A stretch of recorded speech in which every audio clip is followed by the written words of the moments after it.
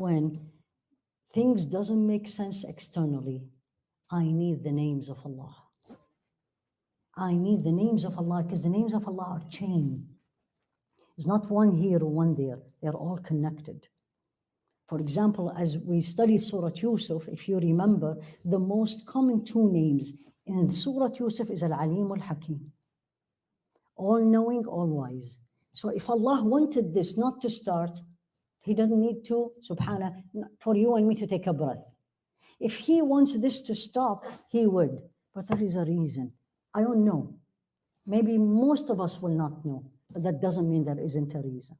One. Two, the reason is very good, but I don't know it because it's way beyond my comprehension.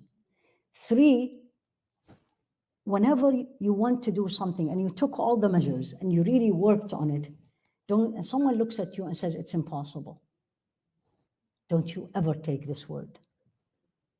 The response, natural response for you and me is kun fayakun. If Allah wanted, it's going to happen.